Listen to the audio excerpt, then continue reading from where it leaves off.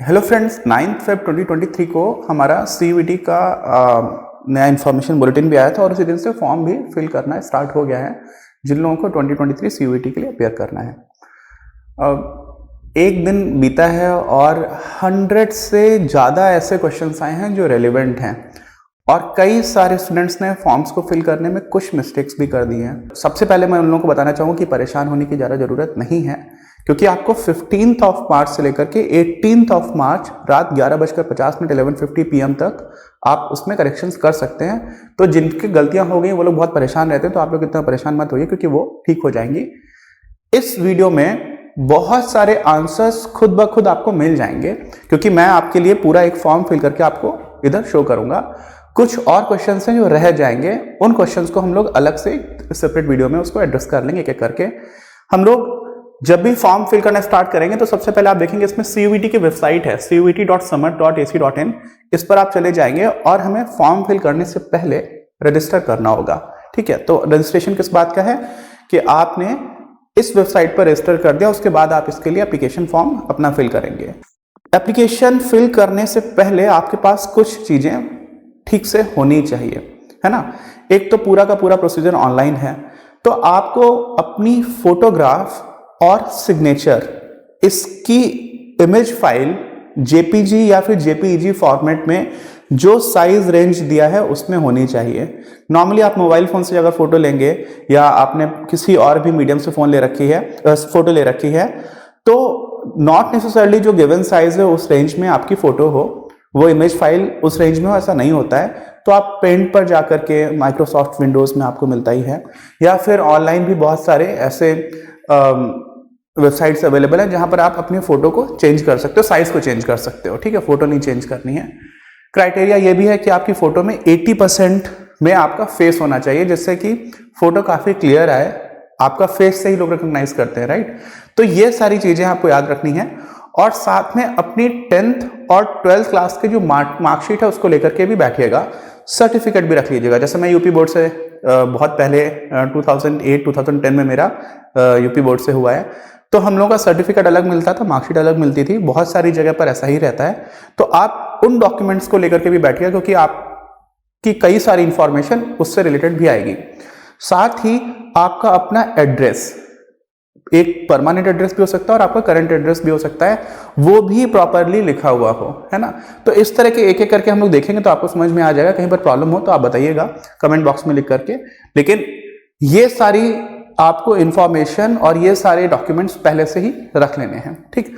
बाकी कुछ लोगों का कोटा, अगर किसी भी तरह से रिजर्वेशन कैटेगरी में आपको बेनिफिट मिल सकता है, या फिर आपके पेरेंट्स में से कोई भी या दोनों ही किसी यूनिवर्सिटी में एम्प्लॉयज हैं, तो उससे रिलेटेड इंफॉर्मेशन भी आपको फिल करनी पड़ेगी। एक एक करके आपको समझ में आ जाएगा जो आप फॉर्म फिल कर रहे होंगे कि आपके लिए क्या रिक्वायरमेंट है, राइट। ऐसे PWBC कैटेगरी में, BD कैटेगरी में जो लोग हैं उनके लिए भी, है ना, पर्सन्स विद बेंचमार्क डिसेबिलिटी, तो वहां पर किसी स्क्राइब की रिक्वायरमेंट है या नहीं है, इस तरह की चीजें होंगी। तो चलिए स्टार्ट करते हैं।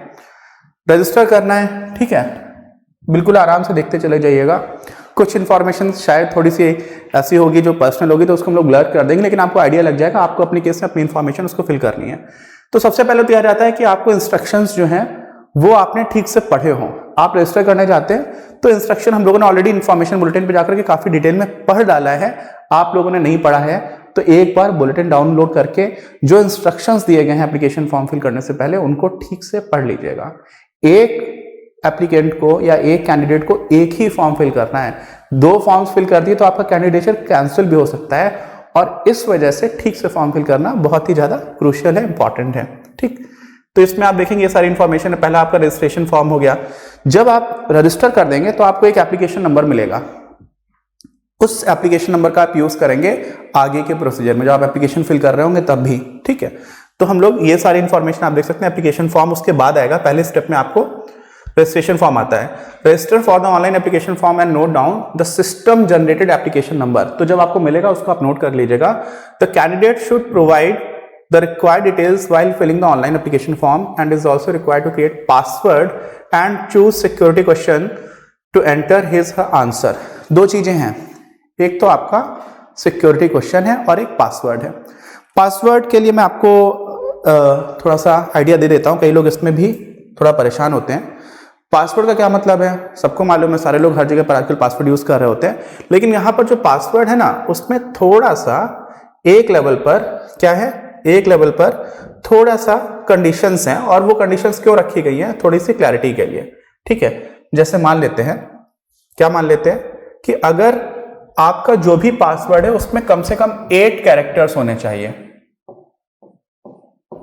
अच्छा, तो कम से कम 8 है, मिनिमम 8 है, मैक्सिमम कितना हो सकता है, कितना भी हो सकता है क्या, कितना भी नहीं हो सकता, 8 to 13। तो ये आपके 8 कैरेक्टर्स थे, मैक्सिमम अगर आप जाना चाहते हो तो आप 13 कैरेक्टर्स तक ही जाओगे, ठीक है। 13 कैरेक्टर्स हो गए टोटल, तो आप 8 और 13 इसके बीच में होना चाहिए, तो ये आपका 8 हो गया, इसके आगे भी आप कैरेक्टर्स को फिल कर सकते हो। अच्छा, दूसरी बात क्या है, जो भी आपके कैरेक्टर्स होंगे वो 4 डिफरेंट टाइप के कॉम्बिनेशन से बनकर के आपका पासवर्ड बनेगा।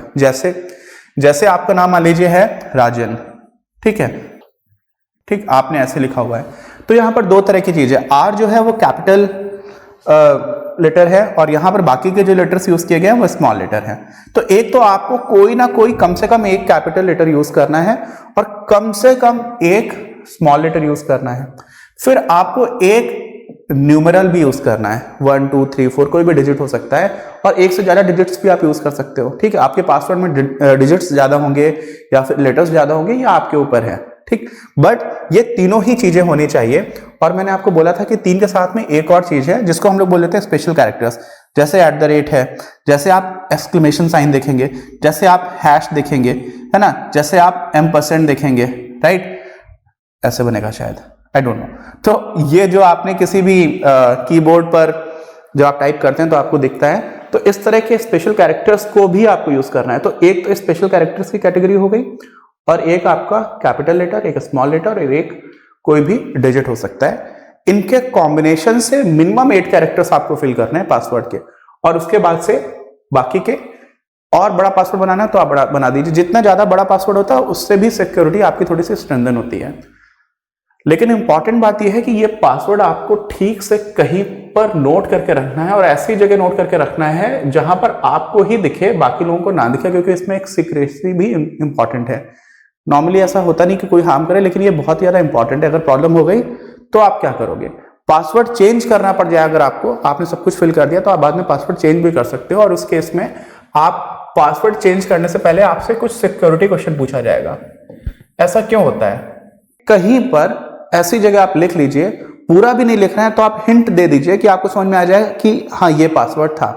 बट इनकेस आप भूल गए, क्योंकि बहुत लोग भूल जाते हैं, तो फिर सिक्योरिटी क्वेश्चन पर आ जाते हैं। और सिक्योरिटी क्वेश्चन में क्या होता है कि कोई ऐसी इंफॉर्मेशन जो आपको याद होगी बाकी लोगों को नहीं मालूम होगी। जैसे अगर आप मुझसे पूछोगे तो मेरे जो नेबर थे, पड़ोसी थे मेरे, उनके घर में एक पेट था, है ना, जब मैं बहुत छोटा था, तो ऐसा क्वेश्चन भी आ सकता है। कुछ क्वेश्चंस रहते हैं कि उस पेट का नाम क्या है। अब उस पेट का नाम कितने ही लोगों को मालूम होगा, है ना, क्योंकि लोगों को मालूम नहीं कि मैं कहां पर किस पेट के बारे में सोच रहा हूं। बहुत सारे नेबर्स के पेट रहे, लेकिन कोई एक पर्टिकुलर नेबर के बारे में मैंने सोचा, तो वो ऐसा आंसर है जो आपको ही मालूम हो, इसकी प्रोबेबिलिटी बहुत ज्यादा है, और साथ ही साथ किसी और को मालूम हो, इसकी प्रोबेबिलिटी बहुत कम होती है। तो कोई इस तरह का सिक्योरिटी क्वेश्चन आपको पिक कर लेना चाहिए, जो आप ड्रॉप डाउन में आपको खुद ही क्वेश्चंस मिलेंगे और उसका आप आंसर उसको फिल कर देंगे। ये क्यों, अगर आप पासवर्ड भूल गए तो आप सिक्योरिटी क्वेश्चन का आंसर देने के बाद से सिस्टम ये समझता है कि हाँ आप ही जेन्युइन इंसान हैं। ये सारी चीजें होती हैं, ठीक है। तो हम लोग वापस आ जाते हैं, अपने रजिस्ट्रेशन फॉर्म की बात कर रहे थे, राइट। अच्छा, सिक्योरिटी क्वेश्चन और पासवर्ड की बात कर ली।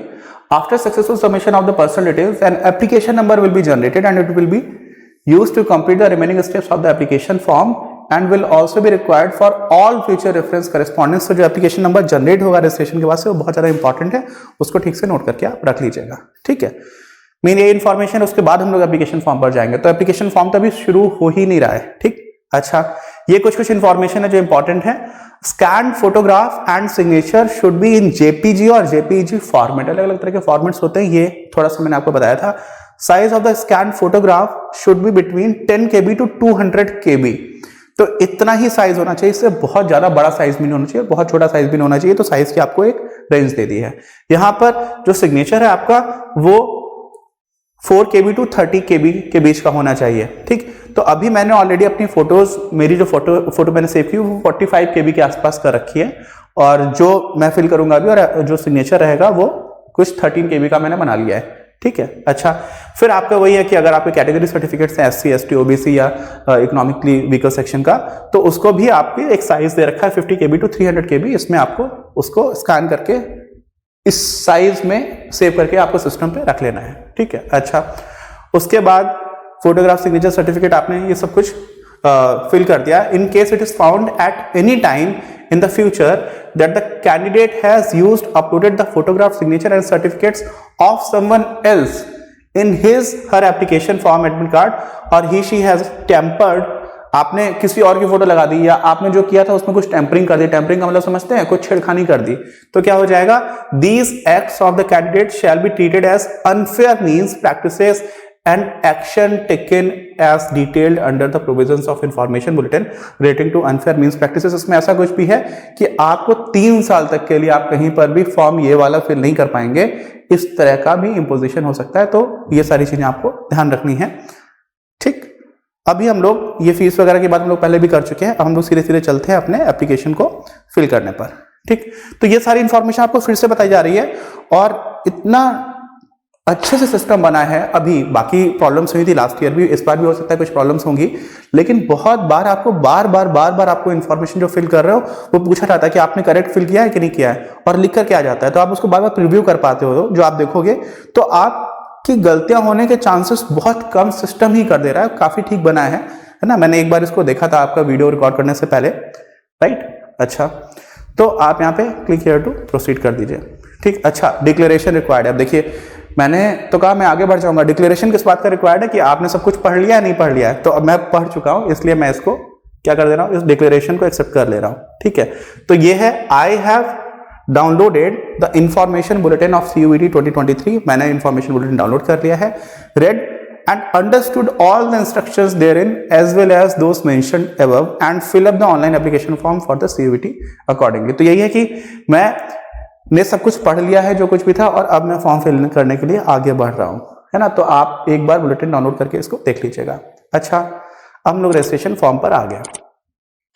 अब नाम क्या है, नाम तो सबको अपना मालूम है, मैं अपना केस बताता हूं थोड़ा सा। जैसे हमारे यहाँ भगवान बुद्ध हैं, तो बुद्ध का नाम क्या है, बुद्ध, है ना, लेकिन इंग्लिश में जब लिखते थे तो लिखते थे BUDDHA, बुद्धा, और इंग्लिश में आप कई बार सुनेंगे तो लोग बुद्धा बोलते हैं, योग को योगा बोलते हैं, ठीक है। तो ट्रेंड में आ गया, उससे कोई परेशानी नहीं है, लेकिन ए एडिशनल रहता है। तो मेरे नाम में भी ए एडिशनल हुआ करता था, अनिरुद्ध लिखा जाता था, बट मेरी 10th के मार्कशीट में और सर्टिफिकेट में ए गायब कर दिया। यूपी बोर्ड इस तरह की चीजें करता है, तो उसके बाद से मैंने अपने नाम से ए हटा ही लिया, यानी कि ANIRUDDH, सिर्फ इतना लिखता हूं। तो यहां पर ये इंपॉर्टेंट इसलिए था क्योंकि candidate's name as per class 10th और इक्विवेलेंट सर्टिफिकेट, है ना। आपका भी घर में कुछ नाम होगा, वो सब मत लिख करके आ जाना, जो 10th क्लास के सर्टिफिकेट में लिखा हुआ है आपको वही मेंशन करना है यहाँ पे, ठीक है। तो मैं इसको लिखना स्टार्ट कर देता हूं, ठीक है। फादर्स नेम, ये भी आपके सर्टिफिकेट में ऑलरेडी मेंशन रहेगा, तो आप उसको कर दीजिएगा। अब जैसे मेरे पिताजी के नेम जो नाम है उसमें क्या हुआ था, जो सरनेम है वो लिख करके नहीं आया था, तो जैसा सर्टिफिकेट में आप उसको वैसा ही फिल कर दीजिए, राइट। हाँ, और माँ के नाम में भी इन्होंने गड़बड़ किया था, तो यूपी बोर्ड अभी तो शायद बेहतर हो गया हो, जो एक्चुअल स्पेलिंग है वो थोड़ी सी चेंज कर दी थी।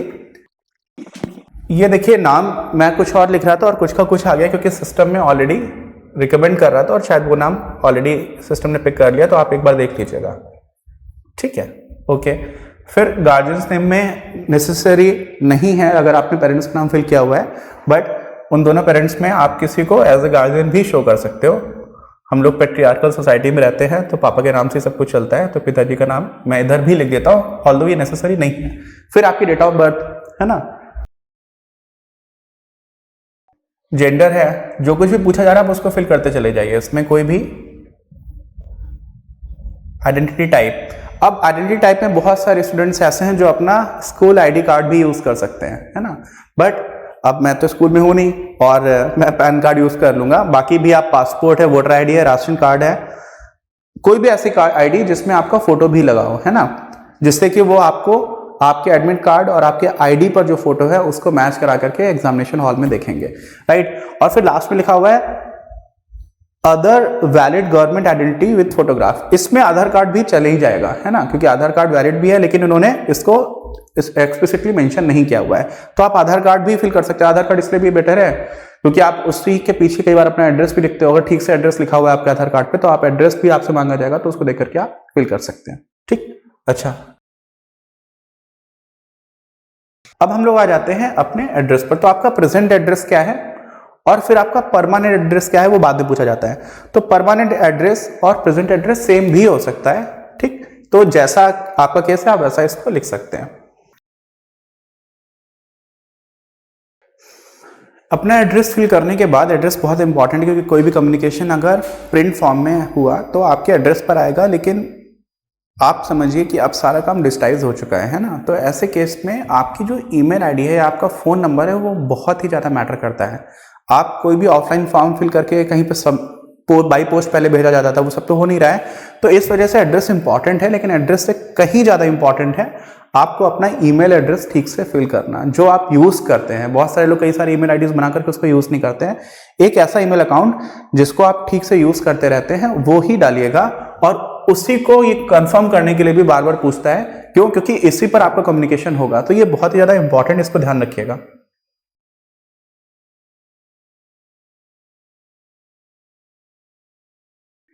ईमेल आईडी के बाद आपका फोन नंबर भी बहुत ज़्यादा इंपॉर्टेंट है। कई बार ओटीपी वगैरह भी आपको मोबाइल पर आएगा और मोबाइल पर भी आपको कम्युनिकेशन होगा। तो आप जो भी मोबाइल नंबर अपना फिल कर रहे हैं वो भी काफ़ी ज़्यादा रिलेवेंट होना चाहिए।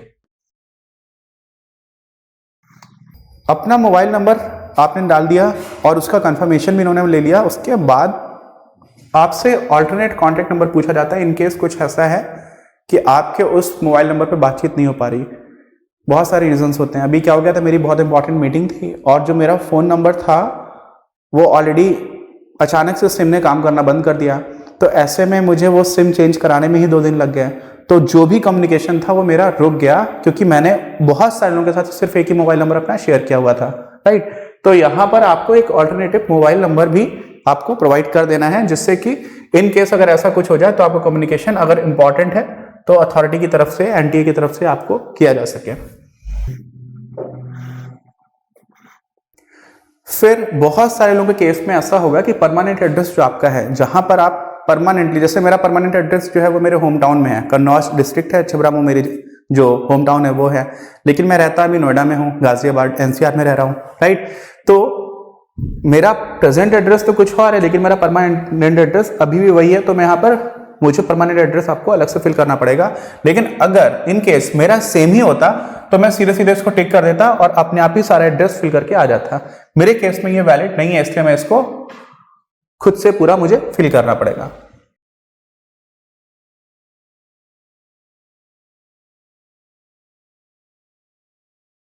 आपने जो अपना एड्रेस, परमानेंट एड्रेस और उसके पहले प्रेजेंट एड्रेस आपने ठीक से फिल कर दिया, उसको भी एक बार देख लीजिएगा। अभी प्रीव्यू में भी आएगा तो आप उसको फिल करते जा रहे हैं, अभी प्रीव्यू आएगा, उसको ध्यान से देखना पड़ेगा।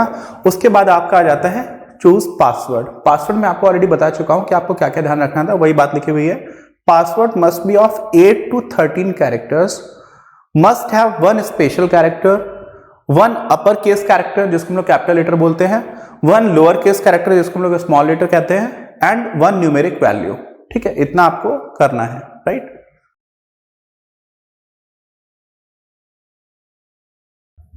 आप देखेंगे मैंने अपना पासवर्ड यहां पर फिल कर दिया है।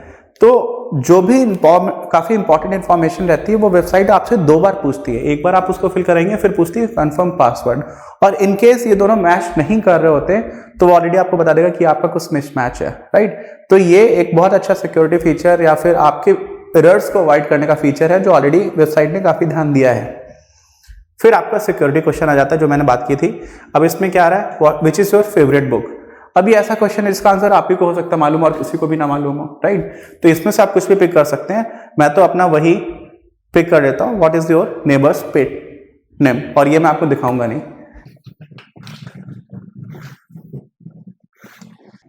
आपने सिक्योरिटी क्वेश्चन का आंसर करने के बाद से फिर आपसे ये सिक्योरिटी पिन एंटर करने को कह रहा है। और सिक्योरिटी पिन क्या है, एक तरह का कि कई बार क्या हो जाता है कि कई बहुत सारे लोग रोबोट की तरह काम कर लेते हैं, फिर ऐसा प्रोग्राम कर देते हैं जिससे कि आपकी वेबसाइट जो एनटीए के उसमें कोई भी फॉर्म लगातार फिल करता चला जाए।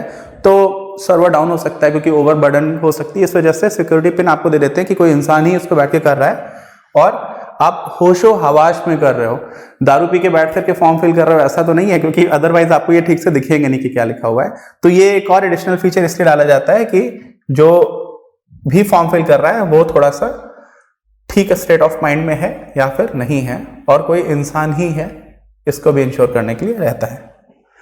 अब मैंने सबमिट कर दिया। सबमिट करते ही ये तो क्योंकि हमारा कंप्यूटर सिस्टम है तो इसमें आ जा रहा है कि आपने जो भी अपना पासवर्ड वगैरह क्रिएट किया उसको सेव करना चाहोगे, आप करना चाहो तो कर लो। बट अभी क्या आया है, रिव्यू पेज आया है। अभी मेरा रजिस्ट्रेशन कंप्लीट नहीं हुआ, कंप्लीट होने से पहले खुद ही वेबसाइट बोल रही है कि आपने ये इंफॉर्मेशन दी है, इसको एक बार ठीक से देख लो, है ना। तो मैं इसको देख लेता हूं।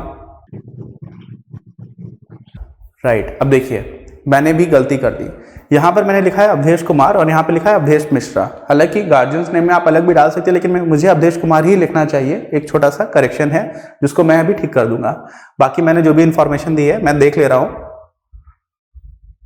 इसमें से कुछ इंफॉर्मेशन ऐसी है जो आपको थोड़ा सा ब्लर फॉर्म में ही दिख रही होगी, उसके ऊपर ब्लर कर रखा है क्योंकि सारी इंफॉर्मेशन मैं आपके साथ शेयर नहीं करना चाहूंगा, है ना। सारे लोग प्राइवेसी रीजंस की वजह से कुछ इंफॉर्मेशन ऐसी होती है जो सेंसिटिव होती है और वो पब्लिकली शेयर नहीं करनी चाहिए। आप भी कल को कोई वीडियो बनाए तो उस इंफॉर्मेशन को आप हाइड कर लीजिएगा।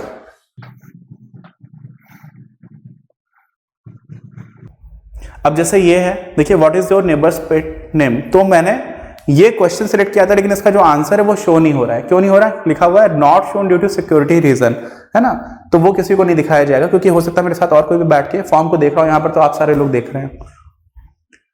अब यहां पर आ जाता है particular checklist to be verified, कि आपने जो कुछ भी था सब कुछ ठीक लिखा हुआ है या नहीं। अब my name, father's name, email address, present address, ये सब तो ठीक है।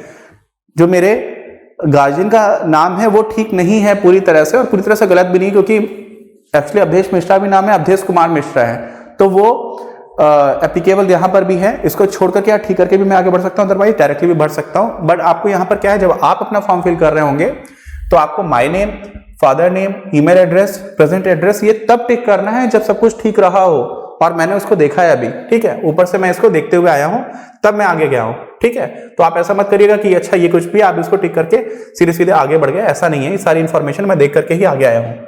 Date of birth, mother name, mobile, permanent address, सब कुछ ठीक था। उसके बाद से फिर डिक्लेरेशन है कि मैं ये डिक्लेयर करता हूं, I have filled up this online application after carefully reading the information bulletin and fully understanding the provisions, procedures। मैंने सब कुछ ठीक ठाक पढ़ करके ये काम किया, इसका ही आपका डिक्लेरेशन है। I agree that my result may be withheld, not declared. My candidature may automatically stand cancelled in case it is found at any point of time in future that false information has been furnished in this application।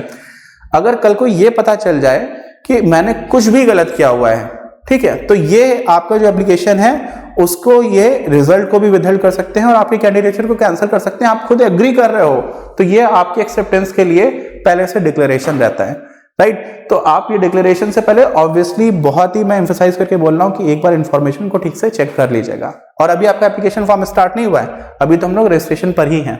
अभी मैंने सारी information देख ली है, सारी information ठीक भी है। जो एक जगह पर मैंने छोटी सी गलती की थी उसको मैंने खुद ही ठीक कर दिया जाकर के। और उसके बाद अगर आपको ठीक करना होता तो क्या करना होता है, एडिट रजिस्ट्रेशन डिटेल्स पे जाकर के आप फिर से उसको देख सकते हैं। अब सब कुछ ठीक हो गया है। Now I submit and send OTP to mobile, ठीक है। Please verify your details, if you want to proceed click okay, else click cancel. तो मैंने देख लिया है, मैंने ओके कर दिया। तो अब जो भी मैंने मोबाइल नंबर डाला था उस पर ओटीपी आएगा, और इसीलिए मोबाइल नंबर आपको ठीक देना बहुत इंपॉर्टेंट था। वो आपको मेंशन कर दिया गया कि आपके मोबाइल पर ओटीपी भेज दिया गया है। अब आप फिर से रिव्यू करा रहा है ये, और फिर से रिव्यू करते करते आपको जाकर के क्या करना है, जो आपका ओटीपी आया था वो आपको 15 मिनट के अंदर ही यहाँ पे सबमिट कर देना है, ठीक। और फिर आपको ये सिक्योरिटी पिन डाल देनी है। तो जो भी ओटीपी आया है वो आप अपने मोबाइल पर देख करके यहाँ पर फिल कर दीजिए। मेरे मोबाइल पे जो भी ओटीपी आया था उसको मैंने फिल कर दिया। उसके बाद से जो सिक्योरिटी पिन फिल करने को आई मैं उसको फिल कर रहा हूं, और मैं कहीं पर भी दारू पी के नहीं खड़ा हूं। लेकिन फिर भी क्या हो जाता है कि कभी कभी इसमें कुछ कॉम्प्लिकेशंस होते हैं और आपको एक्चुअली समझ में नहीं आ रहा होता है। जैसे ये 7481136 मुझे लग रहा है, मैंने वही लिखा 7481136। अब ये 1 की जगह हो सकता है 7 रहा हो, है ना। तो अगर आपको ऐसी प्रॉब्लम आ रही है, ये एक्सेप्ट नहीं हो रहा, तो घबराने की जरूरत नहीं है। आप क्या कर दो, click on the text to change, तो आप इस पर क्लिक करेंगे तो ये अपने आप चेंज हो जाएगा। अब आप ये वाला फिल कर दीजिए।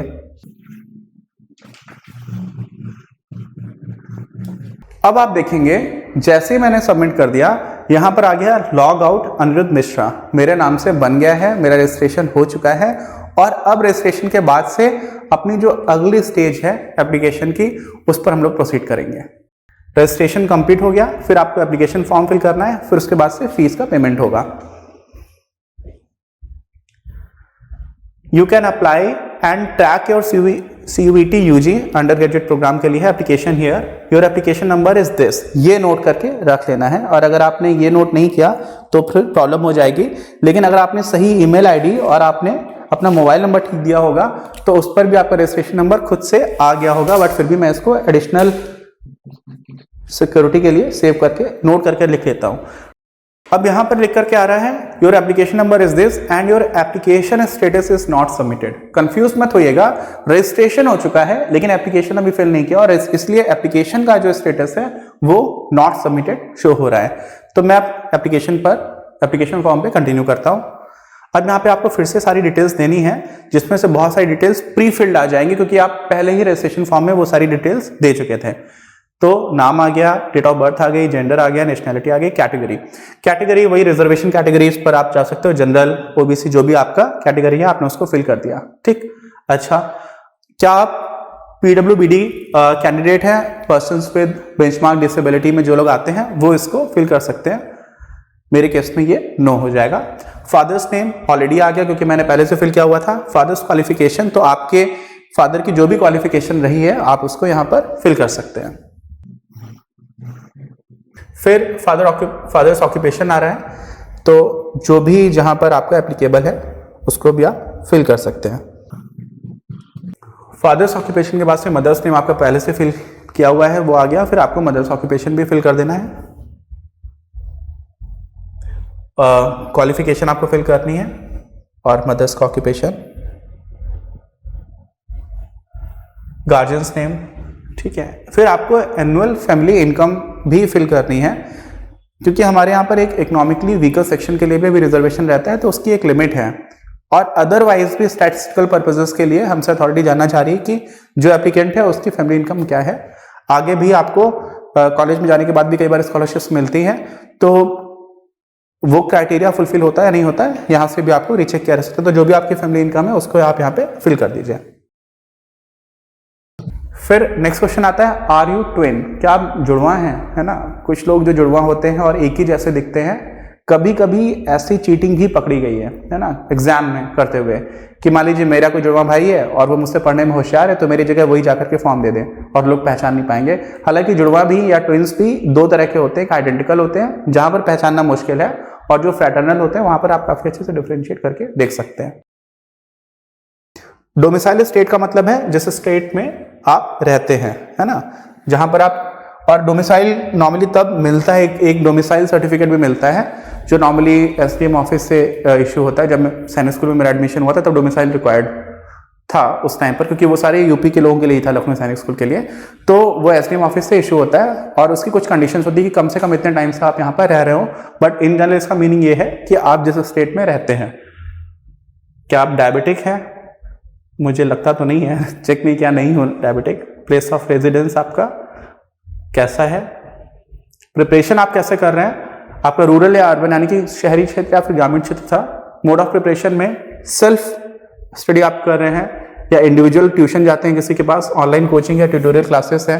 तो अगर आप अपनी क्लास के सेंटर्स पर आप आते हैं तो उस केस में आप ट्यूटोरियल क्लासेस इन स्कूल या फिर करेस्पॉन्डेंस कोर्स ये सब नहीं फिल करेंगे। आप ऑनलाइन कोचिंग, अगर आप कहीं से मोबाइल के थ्रू ही अपनी क्लास को यूज कर रहे थे एज ए कोचिंग सेंटर या फिर एज ए गाइडेंस प्लेटफॉर्म, तो आप ऑनलाइन कोचिंग डाल सकते हैं, या फिर इंडिविजुअल ट्यूशन अगर आप ऑफलाइन सेंटर्स में आते हैं तो भी आप इसको फिल कर सकते हैं।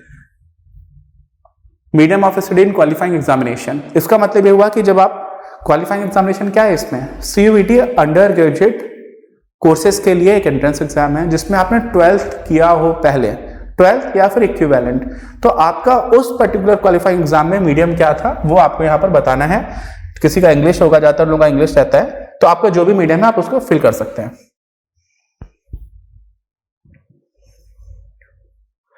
फिर प्रेजेंट एड्रेस आपको ऑलरेडी, आपने एप्लीकेशन फॉर्म से पहले ही रजिस्ट्रेशन में फिल कर दिया था, तो वो सारा आपका लिख करके आ जाएगा।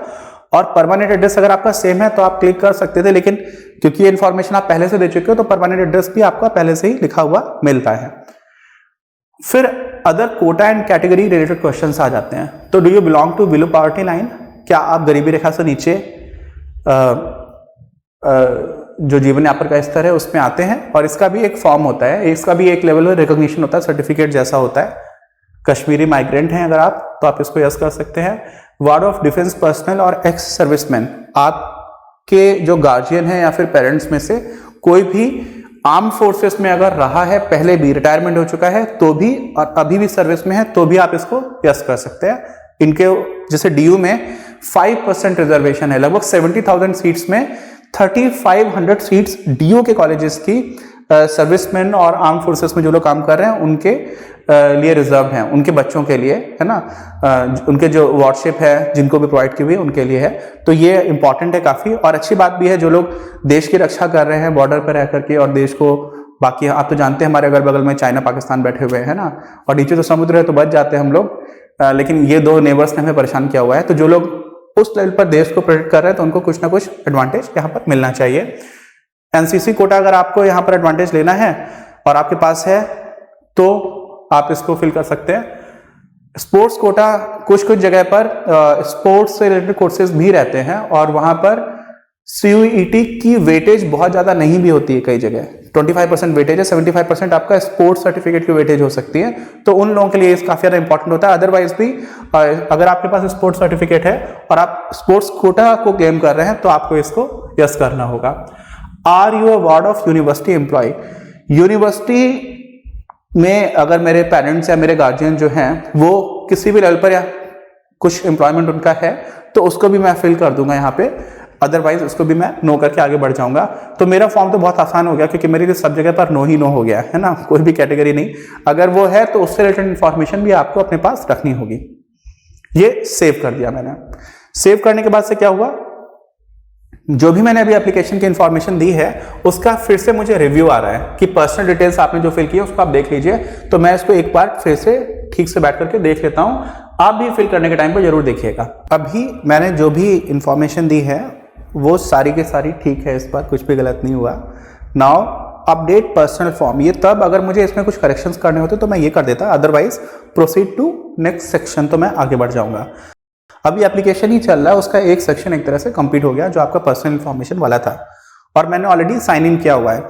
अगर आप सिर्फ और सिर्फ रजिस्ट्रेशन करने के बाद से दोबारा आते तो आपको फिर से अपनी जो एप्लीकेशन नंबर है और उसके साथ से पासवर्ड वो डालना पड़ता, तब आपका रजिस्ट्रेशन यहाँ पर ओपन होता। लेकिन मैं तो एक ही फ्लो में कंटिन्यू करता चला जा रहा हूँ, इसलिए वो आपको पहले से वहां पर दिख रहा है। अभी एजुकेशनल डिटेल्स आ गए, पर्सनल डिटेल्स पहले फिल कर चुका हूं, अब आ जाएगा एजुकेशनल डिटेल्स, तो इसको भी आप फिल करते जाइएगा। यहां पर मेरी डिटेल्स बिल्कुल भी मत देखिएगा, एक तो मैं आपका टीचर हूं, दूसरी बात यह भी है कि मेरी जो डिटेल्स है वो किसी से मैच करेंगी नहीं क्योंकि मैं तो बहुत बूढ़ा हो गया हूं, है ना। तो यहां पर देख करके आप कुछ गलत फिल कर दें, ये गलती हो सकती है, इसलिए इसको ऐसा मत करिएगा। आप अपनी डिटेल्स के लिए अपनी मार्कशीट और सर्टिफिकेट्स को ठीक से सामने रखिएगा। पहले आपको क्लास 10th या फिर क्लास 10th का जो इक्विवेलेंट एग्जाम है उसकी डिटेल्स फिल करनी है, 12th की भी आगे आएंगी, तो कंफ्यूज मत होइएगा। अभी आपको 10th का ही यहां पर फिल करना है।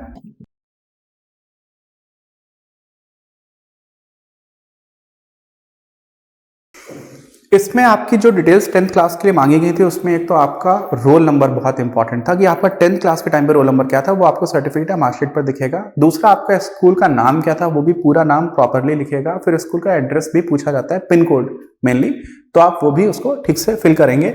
ये सारी इंफॉर्मेशन के बाद से आता है आपका रिजल्ट मोड। रिजल्ट मोड का मतलब है, देखिए पहले परसेंटेज, जैसे आपके 600 अगर 6 सब्जेक्ट से तो 600 मार्क्स का एग्जाम हो रहा है और इसमें आपके जो भी मार्क्स आए तो उसका एक परसेंटेज निकल के आता था। तो आपका परसेंटेज वाला फॉर्मेट था या फिर सीजीपीए का, है ना। मेरा एक और भाई है जो बाद में एग्जाम्स में सीबीएसई बोर्ड में उसमें सीजीपीए आपको दिखता है, तो 9.5 9.4 इस तरह का सीजीपीए आता है, तो वो आउट ऑफ 10 आता है और परसेंटेज जो है आपका वो आउट ऑफ 100 मिलता है। तो वो आपको यहाँ पे सिलेक्ट करना था कि आपका रिजल्ट मोड परसेंटेज है या फिर दूसरा जो ऑप्शन था वो यहाँ पे ग्रेड है। तो ग्रेड वाला सीन नहीं है अपना, ग्रेड के बेसिस पर ही आपका CGPA निकाला जाता है। लेकिन जब मैं बिट्स प्लानिंग में था कॉलेज में, तो वहां पर ग्रेड सिस्टम था, लेकिन 10th और 12th में मेरे केस में परसेंटेज सिस्टम ही था। तो रिजल्ट मोड आपको यहाँ पर लिख देना है। उसके बाद से आपसे इंफॉर्मेशन मांगी जा रही है क्लास 12th के लिए, तो इसको भी आप फिल इन कर दीजिए। मैं भी इसको फिल कर देता हूँ।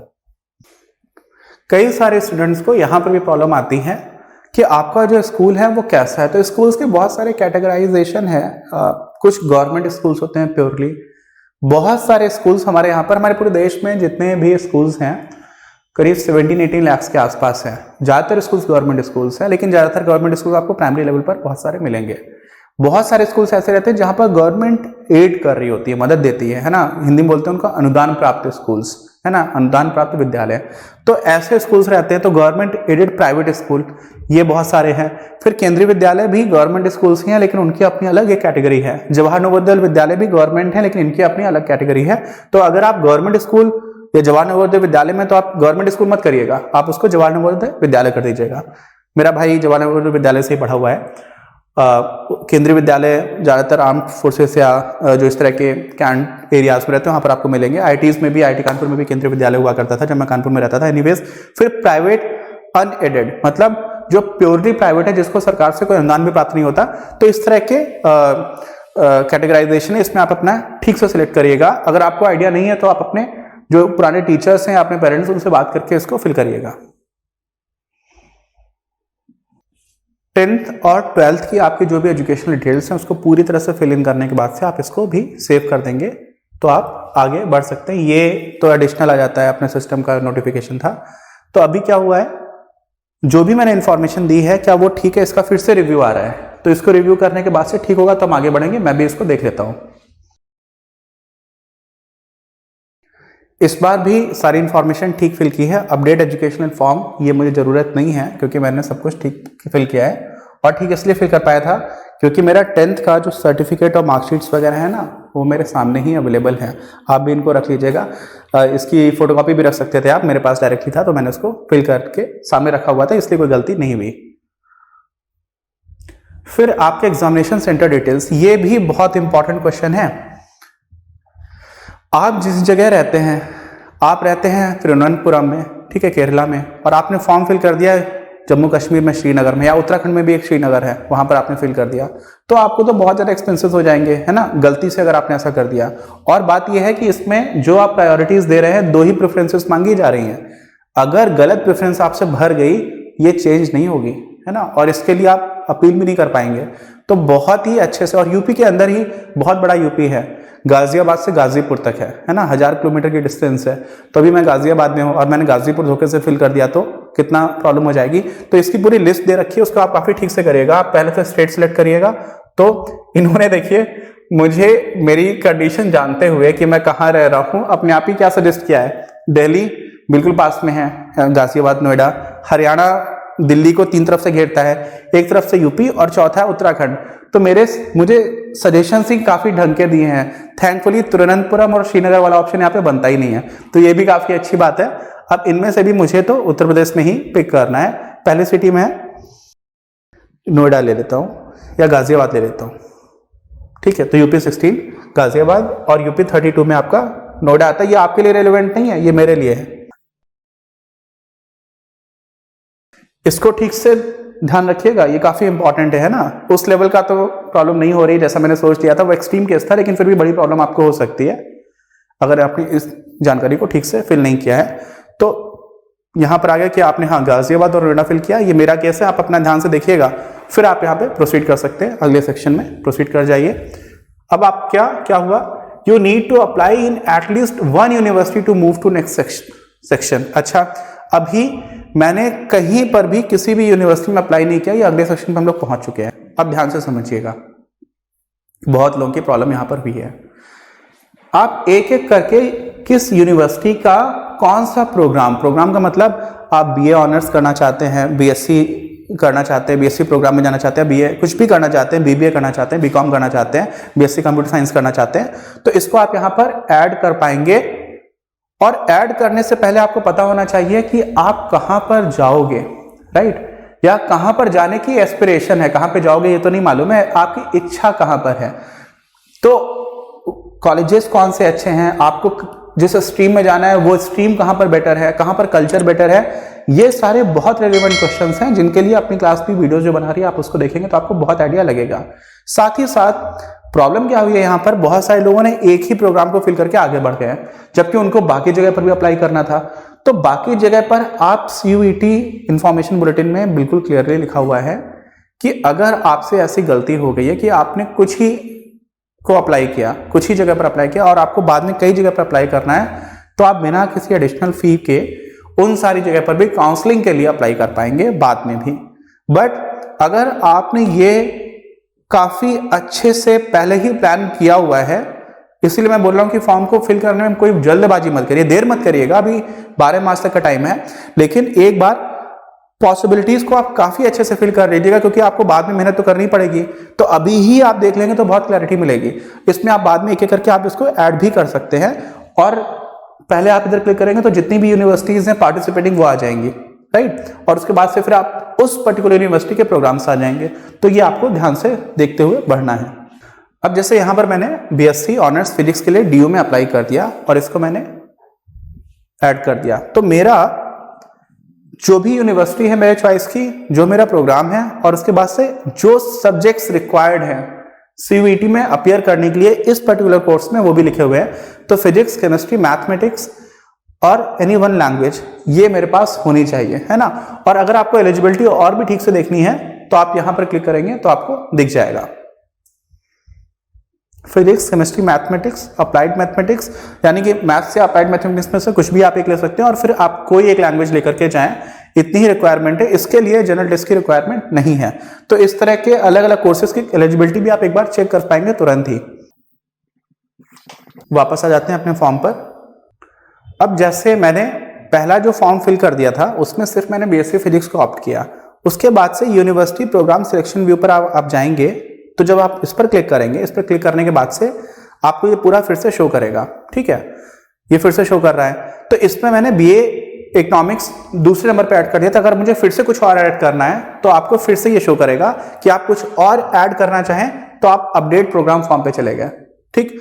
अब आपके दो ऑलरेडी हैं, एक तो मैं BA ऑनर्स इकोनॉमिक्स के लिए अप्लाई कर रहा हूं और दूसरा BSc ऑनर्स फिजिक्स के लिए अप्लाई कर रहा हूं, राइट। तो अभी दो आ चुके हैं, अभी कुछ और ऐड करना है तो यहां से मैं ऐड कर सकता हूं। अभी अब मान लीजिए मैंने अलीगढ़ मुस्लिम यूनिवर्सिटी में कुछ और कोई मुझे कोर्स करना है, BA संस्कृत भी है ना, फैशन डिजाइनिंग तो मुझसे नहीं हो पाएगा, तो कोई ऐसा कोर्स देखता हूं।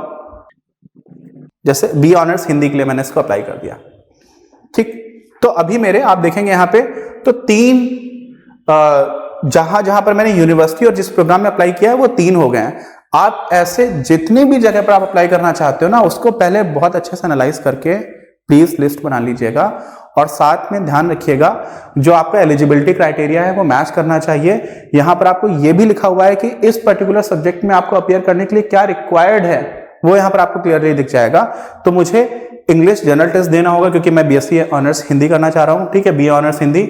यहां पर मुझे सेक्शन 1 से कुछ भी एक उठाना होगा, कोई भी एक लैंग्वेज हो गई, फिर मैथ्स या अप्लाइड मैथ्स में से कुछ एक चाहिए है, और एनी 2 फ्रॉम सेक्शन 2, बाकी के कोई 2 सब्जेक्ट्स, कोई किसी भी 3 सब्जेक्ट से मेरा काम चल जाएगा।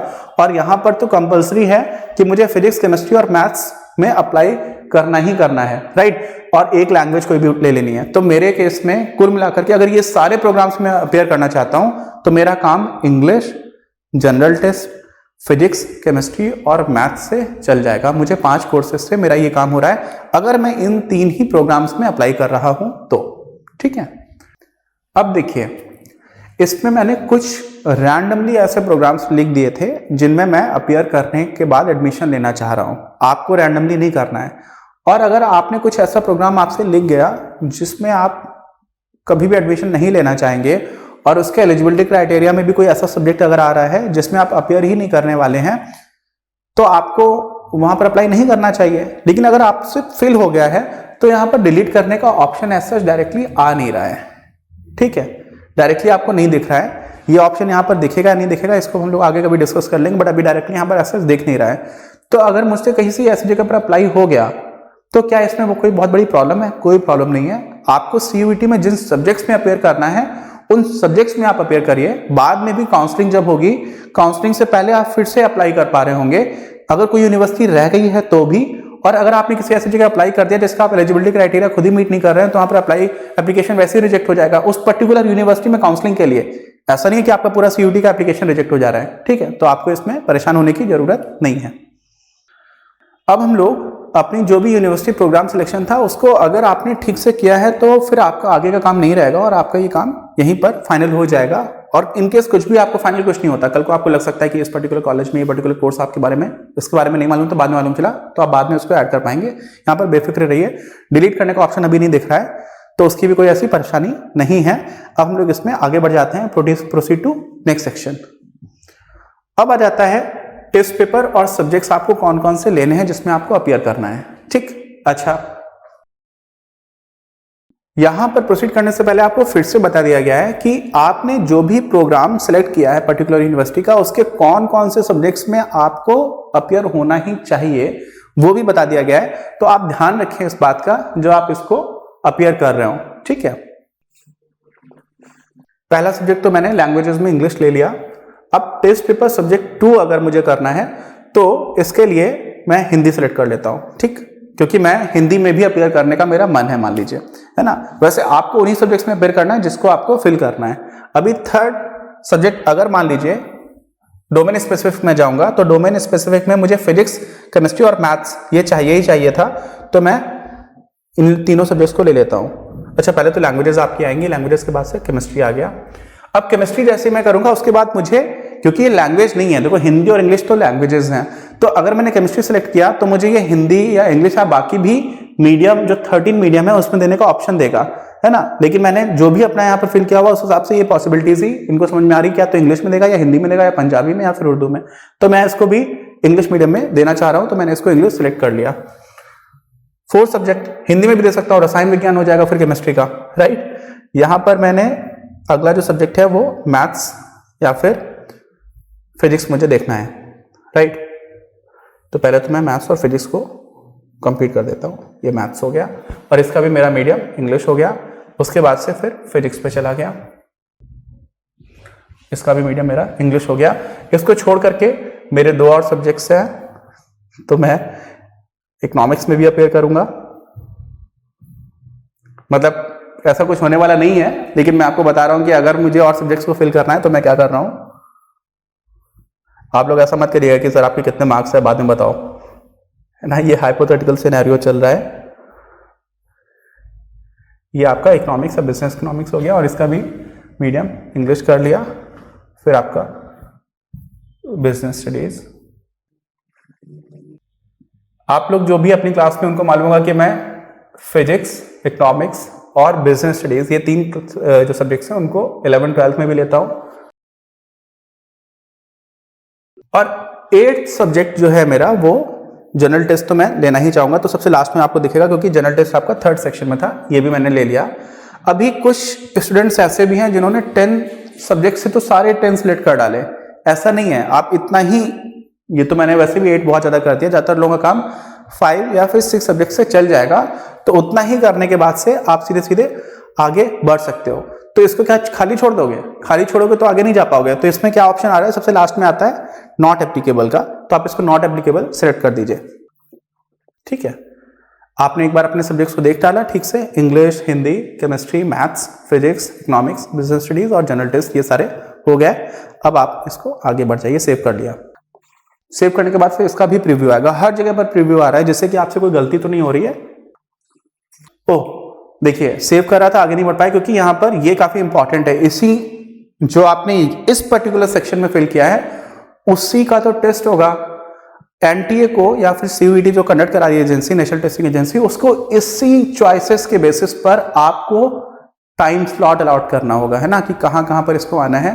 तो ये बहुत इंफॉर्मेशन इंपॉर्टेंट है उनके पॉइंट ऑफ व्यू से और आपके पॉइंट ऑफ व्यू से, इसलिए इसको आपको फिर से डिक्लेरेशन देने की बात कही जा रही है। I hereby declare that I have selected the above subjects for CUET 2023 examination and understand that the selected subject is not liable to change or modified in the later stage of the application and examination।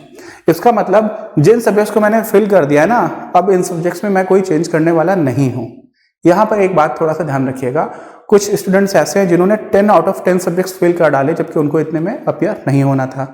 ऐसे case में हमारी expectation यही है कि 15 से 18 की जो window है उसमें हम इसको चेंज कर पा रहे होंगे, बट फिर भी जो डिक्लेरेशन है उसमें लिखा हुआ है कि आप इन सब्जेक्ट्स को चेंज आगे नहीं कर पाओगे, इसलिए इसको फिर से ठीक से देखना बहुत ज्यादा इंपॉर्टेंट है। सेव कर दिया, ठीक है। आपने अभी उम्मीद है कि ठीक से इसको देख लिया होगा, और देखने के बाद भी ये प्रीव्यू दे रहे हैं कि एक बार गलती कर दी कोई बात नहीं, दूसरी बार मत करो, है ना।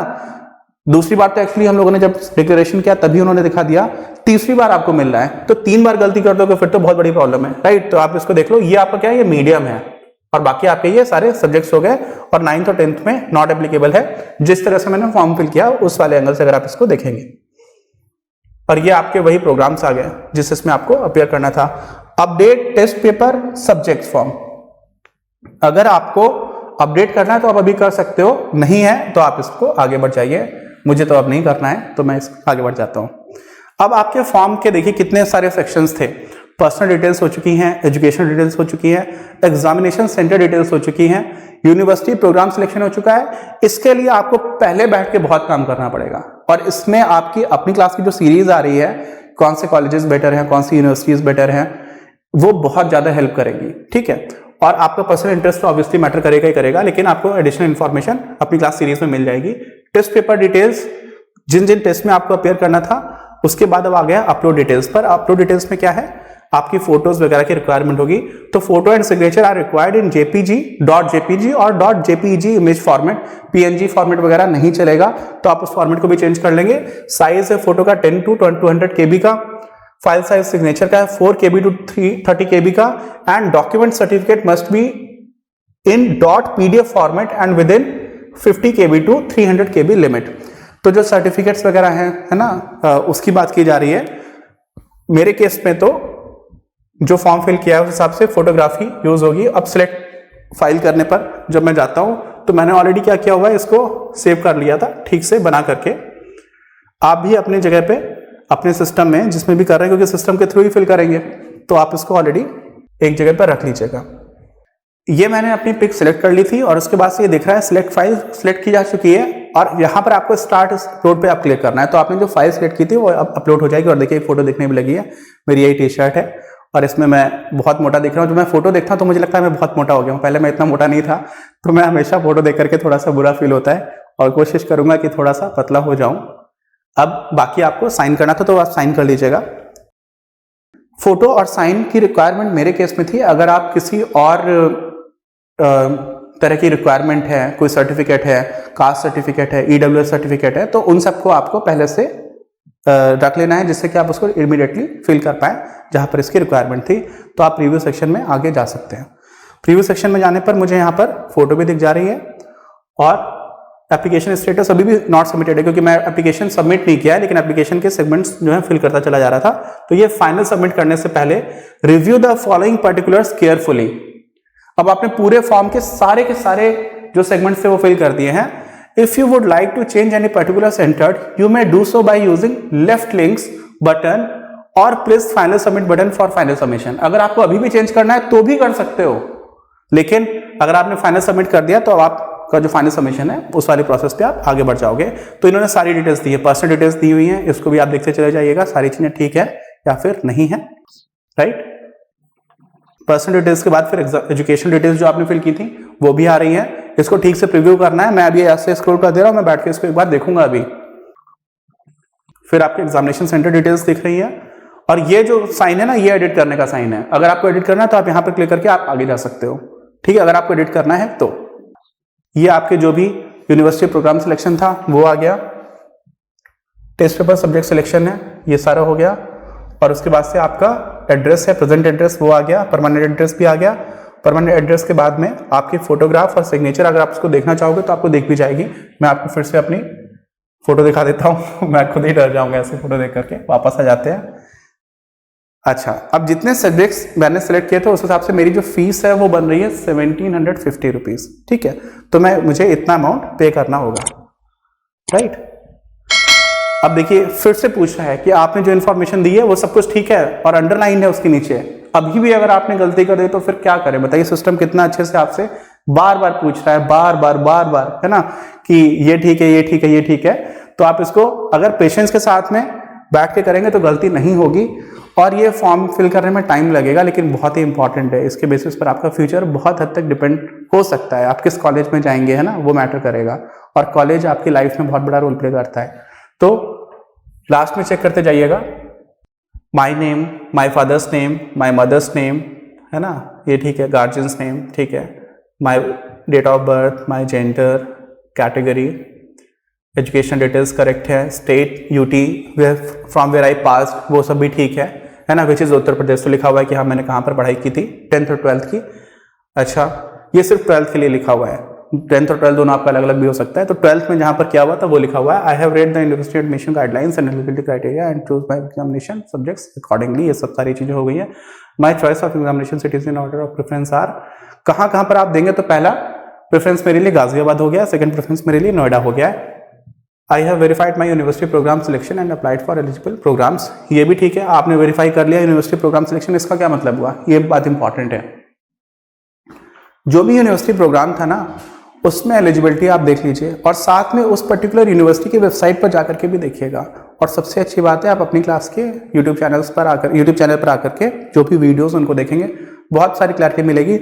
लेकिन फिर भी कुछ 50,000 प्लस कॉम्बिनेशंस बनते हैं, तो अगर आपकी बहुत ही स्पेसिफिक रिक्वायरमेंट है तो अपने एंड पर थोड़ी तो रिसर्च आपको करनी पड़ेगी, तो आप उसको भी वेरीफाई कर लीजिएगा। उसके बाद से आपका फाइनल डिक्लेरेशन आ जाता है। आई hereby declare that I have filled up this online application after carefully reading the information bulletin and fully understanding the provisions procedures mentioned therein। सब कुछ मैंने ठीक से पढ़ करके काम किया है। I further declare that all the particulars given by me in this application are true to the best of my knowledge। मतलब मुझे जितना मालूम उस हिसाब से मैंने सब कुछ ठीक ठीक भरा है। I agree that my result may be withheld। ये इंपॉर्टेंट लाइन है कि आपका रिजल्ट रोका जा सकता है, आपका कैंडिडेटशिप कैंसिल किया जा सकता है, आपके ऊपर एक्शन लिया जा सकता है, आपके फ्यूचर में सीयूटी में 3 साल ना बैठने की बात भी हो सकती है, और हो सकता है कुछ कुछ केसेस में क्रिमिनल प्रोसीडिंग्स भी हो जाए। और वो कहां पर लिखा हुआ है, इंफॉर्मेशन बुलेटिन में सारी चीजें लिखी हुई हैं। तो वो सारी चीजें इसलिए मैटर कर रही हैं क्योंकि ये एप्लीकेशन के बेसिस पर लाखों लोग हैं जिनका एग्जाम एक एजेंसी को जल्दी से जल्दी एफिशिएंट मैनर में कंडक्ट करवाना है। तो आप जैसे लोग, हम सारे लोगों की रिस्पॉन्सिबिलिटी बन जाती है कि हम लोग अपने एंड पर जितना भी प्रोसेस को स्मूथ करने में हेल्प कर पाए वो करें, क्योंकि बहुत बड़ा काम है, छोटा काम नहीं है। बहुत सारे ऐसे देश हैं, हमारे यहाँ पर कुछ काम बहुत सारे अच्छे हुए हैं। हमारे यहाँ पर इलेक्शंस होते हैं, इतनी बड़ी डेमोक्रेसी में इतना डिफिकल्ट काम है, वो हमारे इलेक्शन कमीशन काफ़ी बार बहुत अच्छे से करा देता है। इलेक्शन कमिश्नर को लेकर के कई बार बात आती है कि वो बायस्ड हैं, जो गवर्नमेंट है उनका काफ़ी ज़्यादा रोल हो जाता है इलेक्शन कमिश्नर को अपॉइंट करने में, वो सारी बात अलग है। लेकिन हमारे यहाँ पर इतने बड़े बड़े लेवल पर एग्जाम्स भी कंडक्ट किए जाते हैं, और चीटिंग वाला स्कोप सीधे सीधे तौर पर काफ़ी जगह पर नहीं बनता है। स्टेट्स को देखेंगे तो बनेगा, लेकिन एनटीए, आईआईटी का एग्जाम है, या फिर जो एम्स कंडक्ट कराता है, नीट है, इन सबको काफ़ी ज़्यादा सिस्टमेटिक मैनर में कराया जाता है। आप दुनिया भर की बात कर रहा हूँ, मैं सिर्फ इंडिया की बात नहीं कर रहा हूँ। तो इतना बड़े लेवल पर एग्जाम कंडक्ट कराने में हमारा रोल तो सिर्फ इतना है कि हम अपनी जानकारी ठीक से दे दें, और इसलिए इंपॉर्टेंट है, राइट। अच्छा, I shall abide by these terms and conditions. अच्छा, वो वही लिखा हुआ है कि आपका विधर्ड किया जा सकता है, तो मैंने पॉइंट कर दिया। I shall abide by this terms and conditions as well as those laid down in the information bulletin, public notices and advisories issued by NTA regarding this exam from time to time. अभी भी कुछ gaps हैं information bulletin में, और इनकी जो websites हैं NTA की और सीयूईटी समर्थ, उनमें कहीं कहीं पर सारी इंफॉर्मेशन एक जैसी नहीं है, थोड़ा बहुत आपको डिफरेंसेस दिखेगा। तो हो सकता है आगे कुछ एडवाइजरीज आपके मोबाइल नंबर पर जो आपने दिया हुआ है और आपकी ईमेल आईडी पर आती रहें, उनको देखते हुए आप अकॉर्डिंगली आगे बढ़ते रहिएगा, और उन चीज़ों को आप फॉलो करेंगे। आप ये बात यहाँ पर एक्सेप्ट कर रहे हैं कि जो भी आएगा गाइडेंस उसको मैं मानूंगा। फिर आपने कर दिया the information given is true to best of my knowledge, वही बात ये भी है। I am responsible for the correctness of the information provide by me in the application form and the documents uploaded along with it. In case if it is discovered that at a later stage in the subsequent stages of admission process that the information is incorrect, I understand that my candidature is liable to be cancelled। अगर मैं ये खुद कह रहा हूँ, आप खुद बोल रहे हैं कि अगर मैंने ये इन्फॉर्मेशन गलत दी और एडमिशन से पहले या किसी भी लेटर स्टेज पता चलता है कि इन्फॉर्मेशन गलत थी, तो मेरा कैंडिडेचर कैंसिल हो सकता है ना। And further action may be taken against me by NTA और द पार्टिसिपेटिंग इंस्टीट्यूशन और अदर अथॉरिटीज। तो एनटीए भी मेरे ऊपर एक्शन ले सकती है, और वो यूनिवर्सिटी भी मेरे ऊपर या इंस्टीट्यूशन भी ले सकता है जहां पर मैं एडमिशन के लिए जा रहा था, है ना। तो आप इसको भी पहले से क्या कर दे रहे हो, एक्सेप्ट कर ले रहे हो और लास्ट में, और एक्सेप्ट नहीं करोगे तो फॉर्म सबमिट नहीं होगा। ऐसा नहीं कि मैं एक्सेप्ट ही नहीं कर रहा, ऐसा नहीं है, ठीक है। Further I authorise NTA to share the details submitted by me in my application form and those relating to the results of my appearance in CUET 2023 if required with all the participating universities to facilitate the admission process। ये बात क्यों important है? इसमें ये बोला जा रहा है कि मैं एनटीए को ये अधिकार दे रहा हूं, उनको ये ऑथराइज कर रहा हूं कि आप ये कर सकते हो। क्या कर सकते हो? कि मेरी व्यक्तिगत जानकारी है, मेरी पर्सनल इंफॉर्मेशन तो मैंने एनटीए के साथ शेयर की, राइट। ये तो एनटीए का फॉर्म है, लेकिन एनटीए आपका एग्जाम कराएगा, आपको एडमिशन तो नहीं देगा। और एडमिशन प्रोसेस के लिए उन सारे पार्टिसिपेटिंग यूनिवर्सिटीज में आपको इंफॉर्मेशन शेयर करनी पड़ेगी ना, तो वो आप ऑथराइज कर दे रहे हो। ये सिर्फ इतना डिक्लेरेशन था। इस डिक्लेरेशन को भी आप पढ़ेंगे ना तो आपको एक लेवल पर ये आइडिया भी लगना स्टार्ट होगा, सब्जेक्ट से थोड़ी सी अलग बात है, कि इतना बड़ा एग्जाम कंडक्ट करवा पाना इटसेल्फ कितना चैलेंजिंग होता है और कितना सोच समझ करके डिक्लेरेशंस लिखे जाते हैं। जितना एग्जाम आपका डिफिकल्ट है ना, उससे कहीं डिफिकल्ट इस तरह का एक सिस्टम बना पाना है ना, कि ये सारी चीजें आ रही हो, नोटिफिकेशन में क्या लिखा जाएगा, डिक्लेरेशन में क्या मांगा जाए, ये सारी बातें। एनीवेज, इस पर हम लोग कभी आगे भी बात करेंगे। हम लोग पहुंच जाते हैं प्रोसीड टू पेमेंट पर, है ना। और जैसे ही मैं उस पर जाता हूं, no modification will be allowed after final submit, please check your application form, click cancel to edit your details और click okay to proceed to payment section. ये बोल देना कि कोई भी चेंज आपको बाद में नहीं करने दिया जाएगा। ये पूरी तरह से बात सही नहीं है, क्योंकि उन्होंने खुद ही बोला हुआ है कि 15 मार्च से लेकर के 18 मार्च तक आप चेंजेस कर सकते हो। बट मान लीजिए कि इस साल 20 लाख लोग फॉर्म भरेंगे, 20 का तो उम्मीद है इस बार। अब सारे लोगों ने गलत फॉर्म फिल कर दिया है, तो 4 दिन में फिर से कितना बर्डन हो जाएगा, फिर सर्वर डाउन चलेगा, फिर अलग तरह की प्रॉब्लम्स होंगी।